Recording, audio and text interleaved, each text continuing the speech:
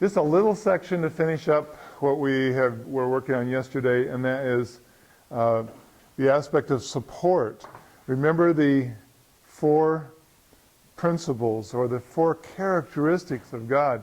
If we're going to share his character, then we find aspects of his character and see how can we give that to other people. The last one is, just because it's last doesn't mean it's the least, and that is the aspect of support. If God gave us his word, his 10 commandments, or a description of how to live, and say, good luck, you've got the information, go do it, we would have a rough time, I think. But through the Holy Spirit, he comes down and says, I've told you what to do, let me help you. I will be there for you. I will come along beside you and help you accomplish that. Well, that's a great thing, except when we think about health, many times we give people information and say, now you know what to do. And we leave out the most important part for something very difficult. It's difficult to make a lifestyle change, isn't it? It's difficult to change something you've been doing for a long time and then do something different and change it and make it better. And typically, the reason we have slid off a good path is because it's easier to do the bad thing. It's easier to do the lazy thing. It takes effort. And so to move to something that's more difficult takes some support.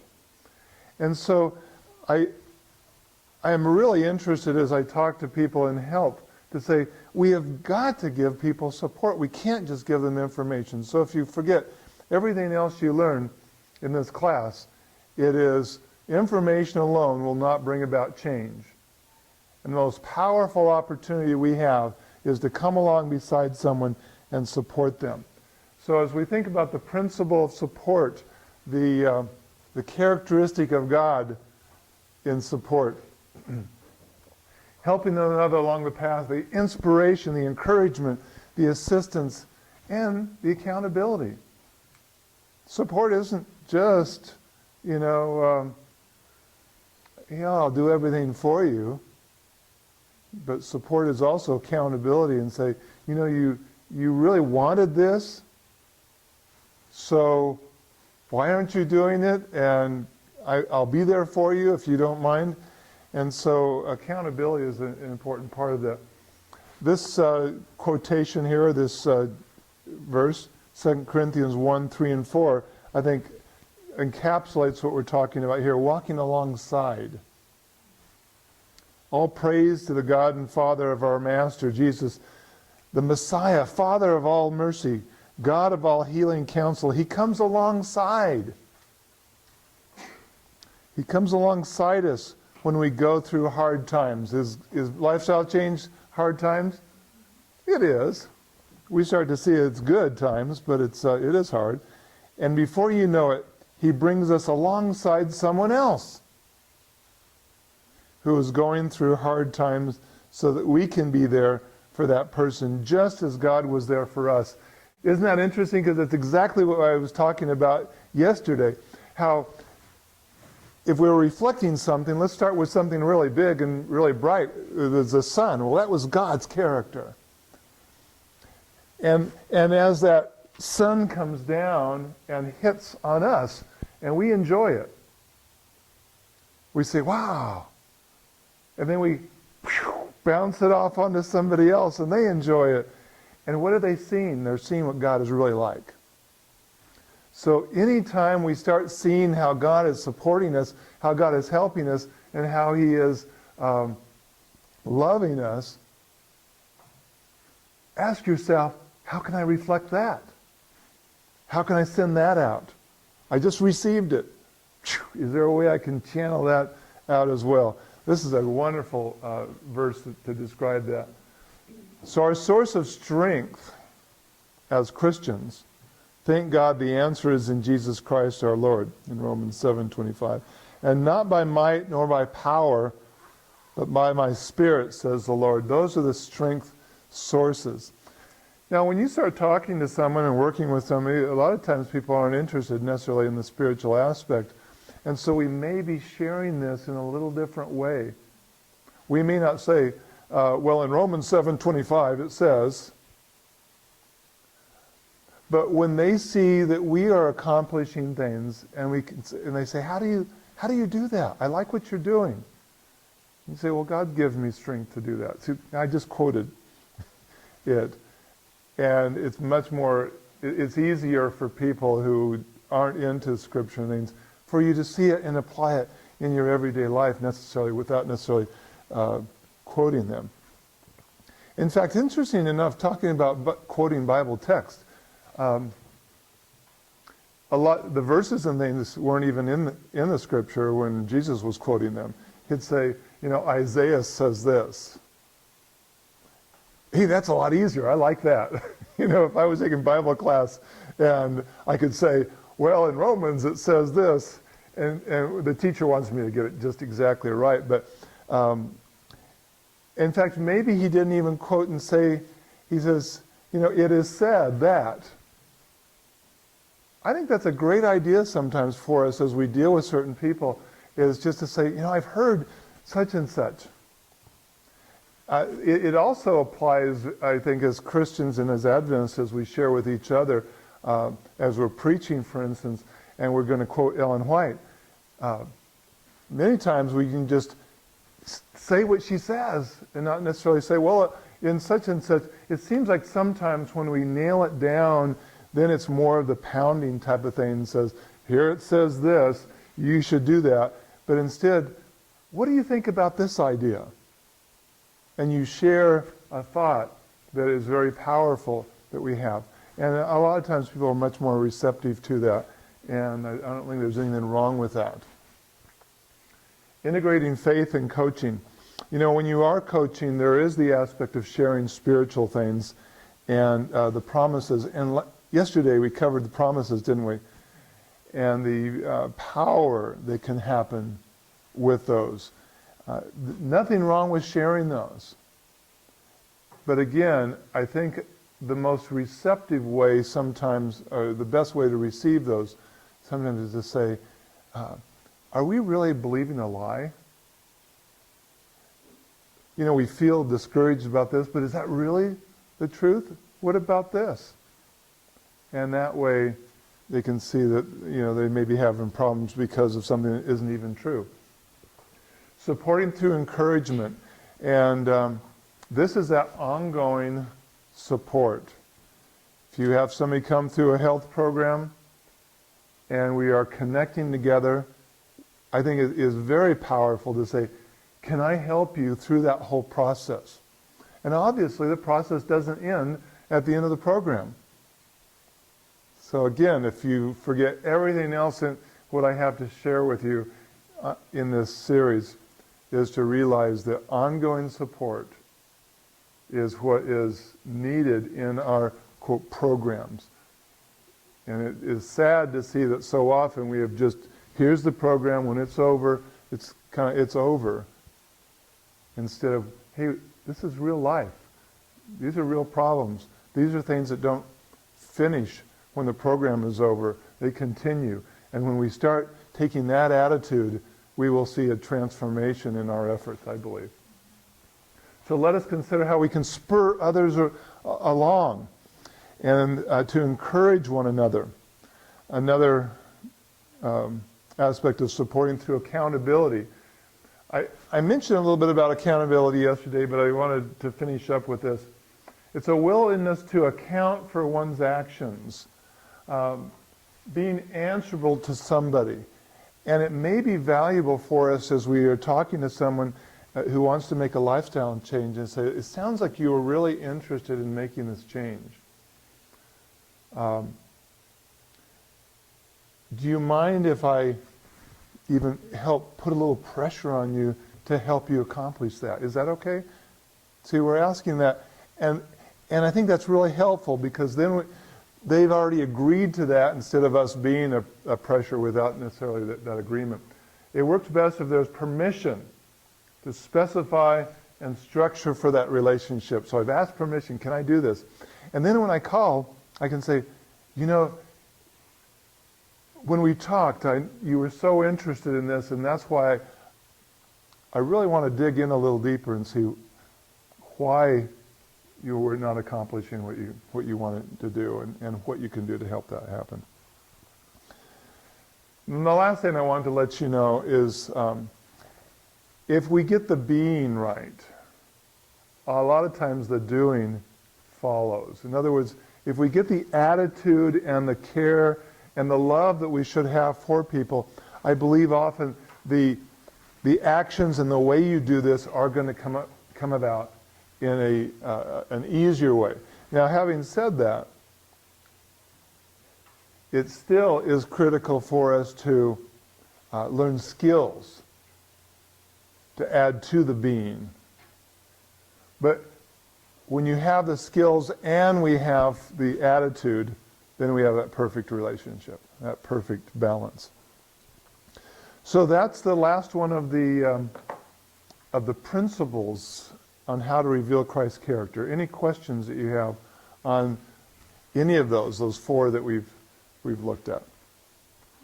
Yes? We talked about supporting the sounds bad, but I realize it's not so personal. So do you have any experience about that? Like, what is the line from using the Oh, as opposed to on the phone? On the phone. Okay. What about like internet, like, or emailing, or Oh, yes. whatever? Do you think that's That's a very good question, because one of the things that we coaches use very effectively is, let's say you're going to call somebody on Wednesday. Well, on Sunday or the first part of the week, we might send them an email and say, looking forward to our time together on Wednesday. Remember, if you have questions before that, feel free to call me. So those are very powerful and helpful, because they just it adds some dimension to it. So you would recommend to add, so it's not just email, but Oh, many different ways. or it doesn't have to be. You know, you guys were using Skype yesterday. A very good way to coach. If a person is open and able to do that, that's even better. Because you say, oh, let's get together on Skype every Tuesday or whatever after work. And so now you can see and you can talk, and it's getting really a lot closer to that. But even then, I would probably send them an email halfway through the week and say, looking forward to our time. I hope things are going well. If you need any help, give me a call. Or I'm praying for you. You remember we talked about this. So there's many ways you can add a little bit to it in between, and not just even do it once a week. But yeah, you use technology to your benefit. Did I answer the question okay for you? Good. Any other questions on things we've covered? What we're going to start now in the next half hour for this session, and then for the rest of today, we're going to dig a little deeper. We've covered the basics so far. We've looked at the four principles on how to reveal Christ's character. And we talked just a little bit about the fact on how you set a dream, find out what their dream is, and then set a goal. We're going to get into that a little bit more in detail, because I think we just kind of hit it on the surface. We're going to talk about things like motivation, when a person's like to make some changes, but they're really not motivated, how we can increase motivation. What if they are not very confident that they are going to be able to achieve this? That can get in the way as well. How about the idea of finding out what a person's needs really are? Remember we talked about the fact that just don't throw things at people that are interest to me, but find out, what is your need? And that quotation that that was one of our foundational quotations, I believe, and that is, Christ's methods alone will bring true success. One of the elements of that true success was meeting their needs. Well, we better find out what their needs are. So we're going to talk a little bit about how we discover the needs. While we're going through this today, whether I ask you or not, I want you to, in your mind, if we look at what Christ's methods alone will bring true success, I want you to try to identify the things that we're learning and say, which one of his methods is that?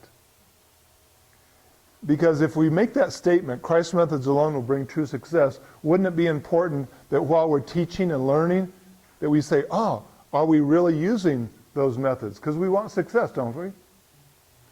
And so as we go through that, in your mind, if I don't bring it out, I want you to ask yourself, which one of his methods is that? And at the end of the day, it'd be good to say, have we used all of the methods, and have we learned skills enough to apply those because we really want success? So let's, if you are following through on your slides, we are ready for coaching skills, and that is slide number 61, just to keep you on track. You all have that? So we're going to keep in mind something. We're going to actually be looking at formal coaching. And what I mean by that is you have sat down with a person and said, I'm willing to work with you on this. Could I coach you through this process? Here are some forms you can use that you can keep track of your record. That's more of a formal coaching process. But I want you also to be aware that we can do this in a very informal way, where there's no paperwork. We're not actually even asking them to write things down. We're talking to them using some of these skills in an informal manner where it just becomes a part of your life. When you interact with people, you start using some of these skills, and that's an informal aspect. So even though we're going to get into some very specific ways of keeping records and telling them things, I want you to be reminded that you don't have to do that. So you can use the tools in an aspect of friendship. Something else we're going to be doing today a lot more is you're going to be using your second packet here that's Christian Wellness Coaching as opposed to Christian Wellness Coaching slides. When we look at coaching partnership, I have a form in there that you can look at. It's called Accountability Agreement, and that's slide 64. And if you look at your handouts that don't say slides, you will see a page that says Coaching Partnership. Have you found that one yet? And that one is page 12. This again could be used two different ways. One would be in a more formal way where I would sit down with a person and say, let's talk about accountability. Let's look at what my part as a coach is. But I also want to talk to you about your part as well. So my part may be that I, as your wellness coach, is to partner with you over the next 2 or 3 months in your plan to improve your wellness. Now I could go through all of these with a person and say, here's what my responsibility is. And then I might pull some out here and say, your responsibility as someone who's going to now coach, and this is talking about accountability, isn't it? I can agree that a higher level of wellness brings powerful benefits to me, and I'm ready to take some responsibility and so forth. So those show two different needs. One is a need for or a responsibility of the coach, and the other is of the person being coached. I typically would not go through this and say, here is the list of things. But before you talk to someone, I would go through this and find what are the most important things that we need to remember as we work together as a team. And I may just find 1 or 2 from here on my part. Because otherwise, it's a little too complicated, I think. But it's nice to look at if you say, okay, I will not offer advice or counsel or do therapy of any kind, but encourage your plan. What I would do is, as a beginning coach, is to go through this page and highlight the things that are so important to you that you want to make sure you share with them. And it may be that what you want to share with them is that I'm going to be there for you. I'm going to be a professional. I'm going to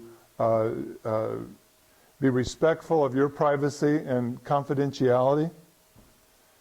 think about the things that are most important to that person that you want to protect or that you want to let them know that you're going to be doing. They want a clear picture of what your relationship is in this growing process. I see this as simply a way of giving some ideas on how you could share that. If you just use that form that way. But there's also things that are very important to get people motivated to tell them, here's what your responsibility is. If we're going to spend time on this together, I don't have a lot of time to waste unless you're ready to get going. So that may be part of what I want to share with them, but I would pull out the things that seem to be important to me specifically, and just instead of just pulling off the wall a list of things to do. Does that make sense? So just use that as is appropriate for you. So coaching partnership. A wellness vision, or you might call it a dream. Let me remind you there was 3 steps that we talked about yesterday. One was to discover what the person's dream was, and here I called it a vision, but a dream works nicely.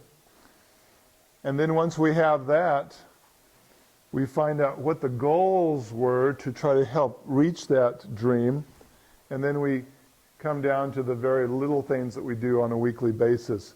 And so we're backing off on this, but we're and looking at it again in a little more detail than we did yesterday.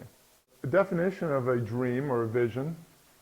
Remember in the scriptures it says, where there is no vision, the people perish. If you want to start out on a trip, wouldn't it be good to know where you're headed? Otherwise, you'll just go in circles. And it's the same thing is true when a person wants to make some lifestyle changes. They better know where they're headed. And so the coach is going to help a person clarify where that goal is and where we're driving to. And it may be that it's, of course, it's not our idea because it's their journey. But we may help them in the process until they can, and if it's even best for them to be able to write it out and say, here is what my dream is on what I would like this to look like. In fact, as a person begins to tell me their dream, I may ask them, what will you look like and feel like when you're accomplishing the dream that you have? What will that feel like? And when they write it out, it's even helpful to write it out in a way that says, as if you had accomplished it. What if you were writing this story as if you're already there? Wouldn't that get you excited? Sometimes we do that when we look at heaven, and we write the story out on what it would feel like. And all of a sudden, it starts to become more real, doesn't it? Well, if reaching your dream wants to be real because you really want to do it, then we talk about how we change it. We talk about what our goals are. And we actually write it out. Here's what we want to accomplish. And if you haven't done that yet, it may not be a bad idea tomorrow, as you write some little notes, is to do some of these things that we have learned on your own, with your own needs. So what I'd like you to do is to make a little note to yourself and say, tonight, I want to write out my dream, what that would look like. We may do a little bit of that in class, but at least I want you to do that. Beginning with the end in mind. So instead of thinking, well, what am I going to do tomorrow? Now, we have to do that, but I want you to actually start the process by looking at the final goal being met with the end in mind. Where do I want to go? Why am I going there? What's it going to look like when I get there? A good wellness vision is personal. It's written down. It's actually, and it doesn't have to be this way, but it works well when it's written in the present tense, as we're saying, you know, I'm getting up in the morning, eating a great breakfast, and doing and going for a walk before I start my day. I'm describing that activity and that lifestyle that I'm looking forward to doing. And I'm describing it as I'm doing it as if I was doing it right now. It's actually, the more detailed it is, the more visual we can be. So as I'm describing this, I'm saying, you know, I'm putting on my new walking shoes because they're really comfortable, getting my dog because we like to walk together, you know, that type of thing. So we're describing this whole process. The sun's coming out, or I'm getting out there before the sun, so I'm watching the sunrise come. Those kinds of things, the more descriptive it can be, the more we can actually see ourselves in that. And when we see ourselves at that point, it's almost like we already have done it, and so we don't have obstacles anymore, do we? We already have seen ourselves in that position, so we've removed obstacles, and it's happening, and there's a much better chance of that happening. And we keep it where we can refer often to it. And the reason we do that is, even as a coach, you would like to write down what this person's dream was.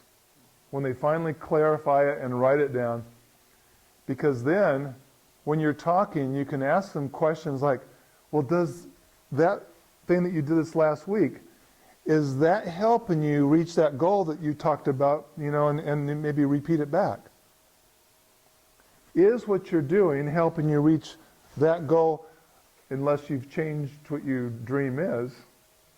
It sounded like we're not getting there.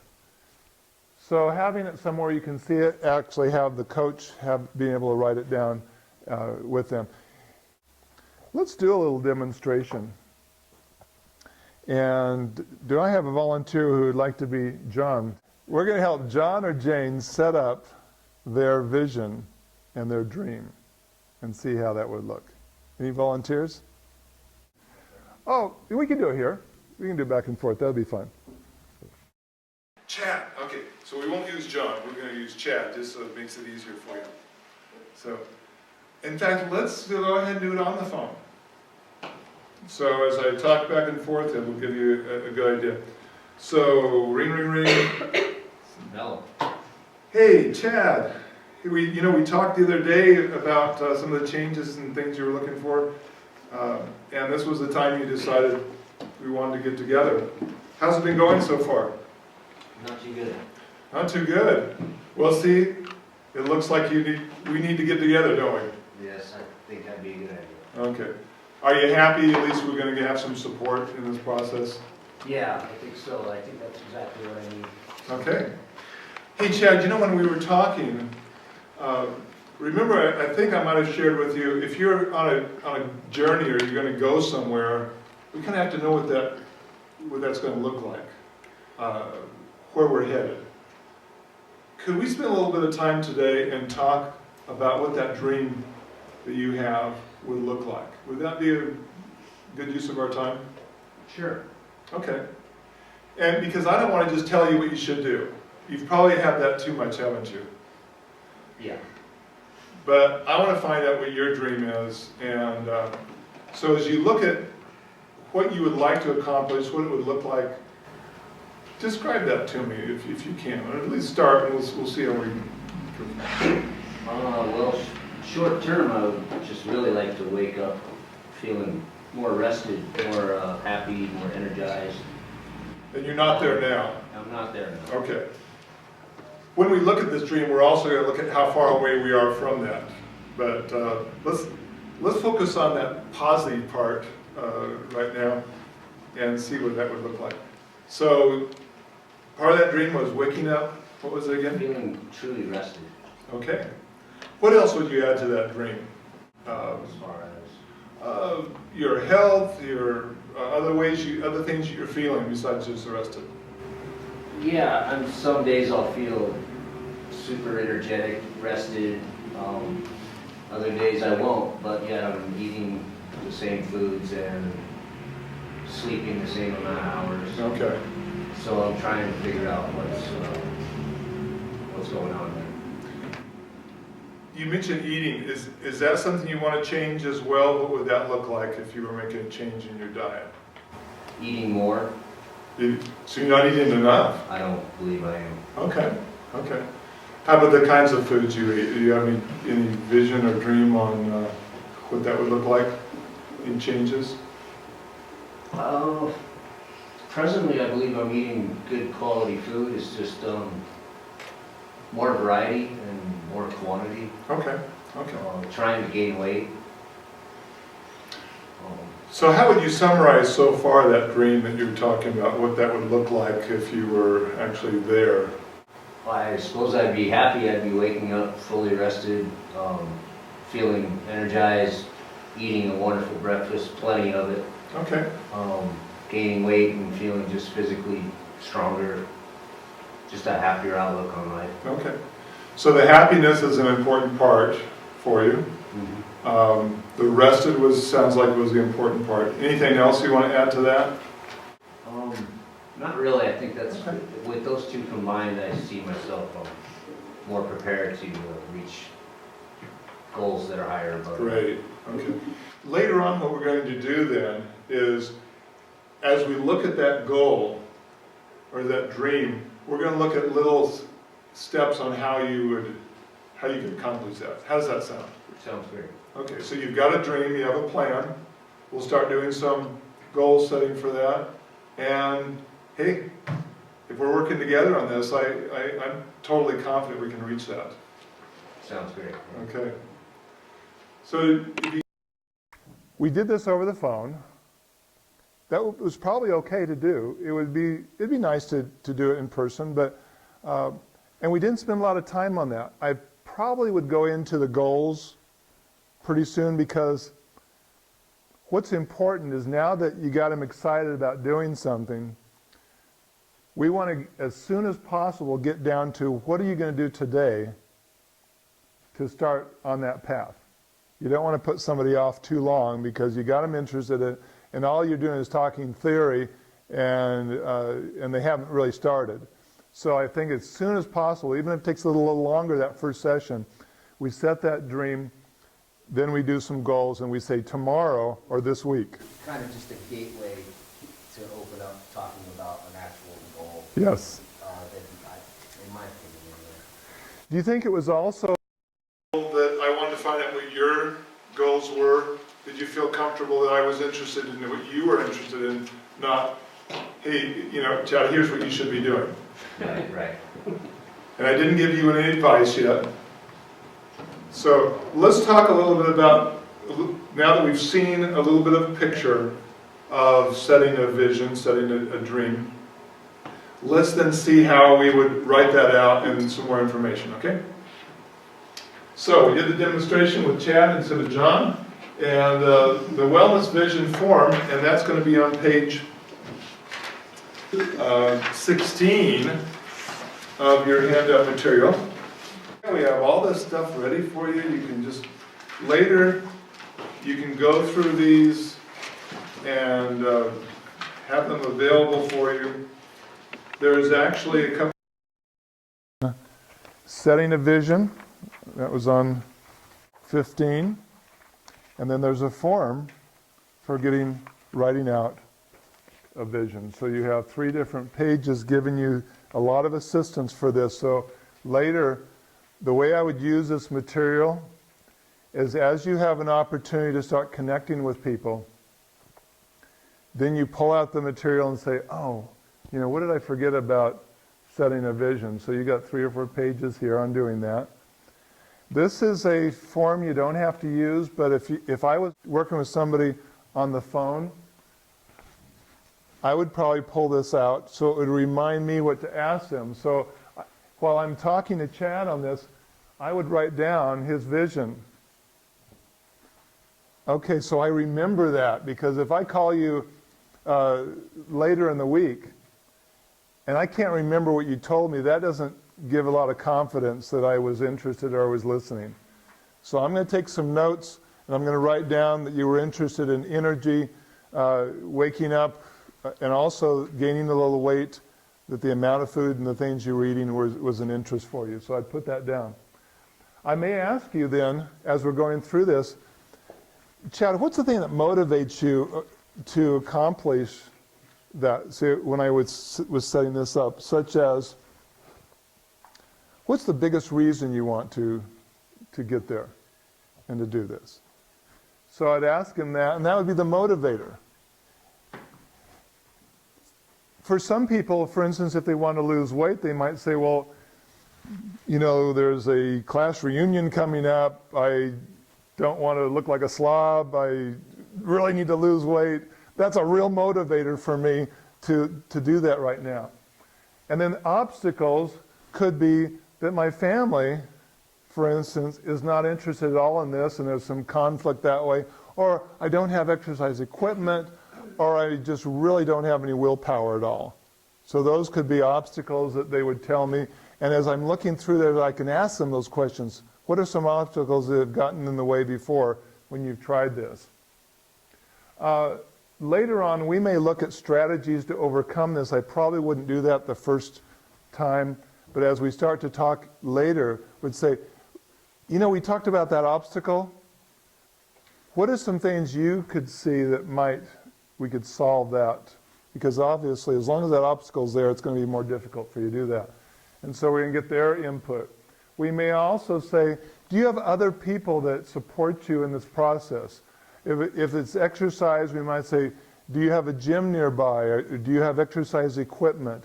So I'm looking at support system, clubs, equipment, people, to find out. I want to find out what their environment is that is going to help them in the process. And then we're going to be looking at the goals, but that I'm going to cover here in just a minute. We also had on page, what was it, 15, I think, a description on vision, dream, planning tools. So it's going to tell you a little bit about how to do that. I'm not going to go into a lot of detail on that because you have it already there for you. It talks about how to build confidence and strengths and what the vision will answer. I'll just mention that. A vision will answer, who do I want to be when it comes to health, fitness, and wellness? What would it look like?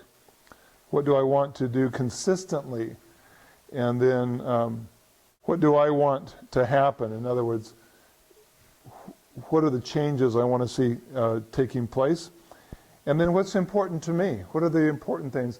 So as you're getting used to a person and talking to them, you want to find out what's important to them, what drives them, what are the obstacles in their life, what are the hang-ups, and that way you're going to be a better supporter for them.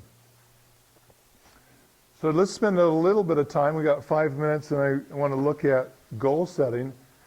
It was important, once we learned what his vision was, to quickly get into the aspect of what are some goals we can start to set that would help to accomplish that. Here's our plan for wellness planning for coaching. We've already covered a wellness vision. Now we're looking at SMART goals. Why do I call them SMART goals? Have you heard of this before? SMART, it's an acronym that helps us know what to do. Let's just say I'm going to look at a non-SMART goal. And I asked Chad, what are some things you would be doing consistently 2 months from now that would tell you you were on track for that goal? And he might say something like, I'm eating more. Or, you know, I'm walking some more. A SMART goal is going to be a little more specific. That's the S. All hard work brings a profit, but mere talk leads only to poverty. So when we just talk about something, it doesn't help. And I like this last one. Vision without action is merely a dream. Action without vision just passes time. Is vision with action can change the world.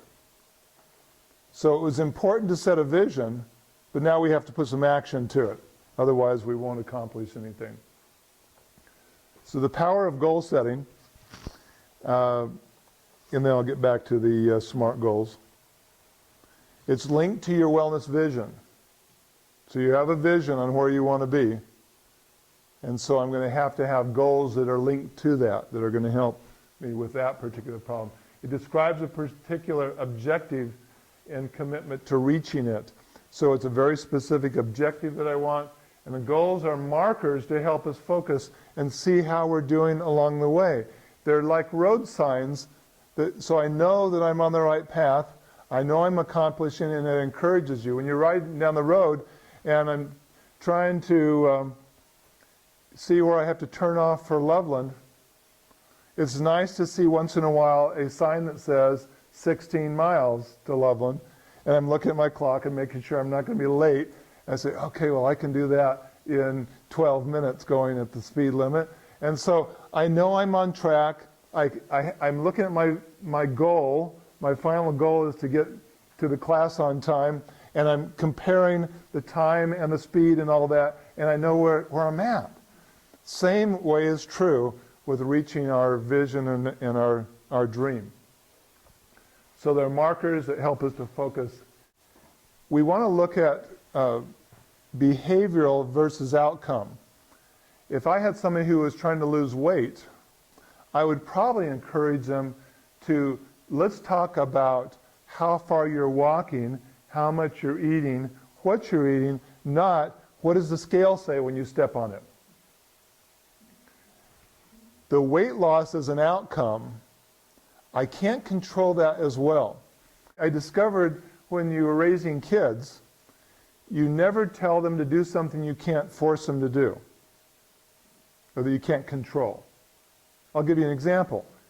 Eat your broccoli. Now, if they decide not to, I'm in a difficult situation now. I just told them to do something. I can't control them doing it, so where's my authority? It's gone. I don't have any because I can't do that. But I could tell them, we'll put that away for later. If you don't eat it now, it'll be there tomorrow or whatever. I can at least keep bringing that out. I haven't told them they have to eat it, but there are some things I can do that I can control. I can't tell them, go to sleep. Now that's strange because we do that all the time, don't we? But I can tell them, stay in your bed, because I can put them back there. I can make them stay there. I can do that. The same thing is true when we're talking about lifestyle change. When we set goals that I can't control, then it's harder for me to reach it and be consistent. So if I say I need to lose 30 pounds, there's much less control of that because there's a lot of factors. Some people can't lose as well as others can. But if I set my goal to walk a certain distance, I can do that. If I set my goal to eat certain things, I can do that. So you see how I pick things that I can control as my goals, not things that I can't. Outcomes are not necessarily things I have total control over. It's also more helpful, I believe, when I'm talking to someone and helping them as far as weight loss is concerned. A lot of times I'll have somebody who will be going through a health lifestyle change and they have not lost the weight that they wanted to, and so they're all discouraged, and so I say, well, how are you feeling? Oh, I feel great. I said, you know what, let's work on health now, and the weight problem will come. And usually when we say that, it's like, oh, okay. So they realize that health is most important, and that other outcome will come about when it's important. Also, when we set a goal, we want to set one that excites you. In other words, this goal, when you think about it, you smile. You see that and you say, I can't wait. Looking forward to that. As opposed to something that doesn't quite do that for you. Why do we do a 3-month time frame on our first goals? First of all, it's long enough where we can see some changes. But it's short enough that you don't put it off forever. So we pick a time frame that allows some changes to take place, so it's long enough to see those things happen, but at the same time it doesn't say in a year from now. That just seems to be too far off.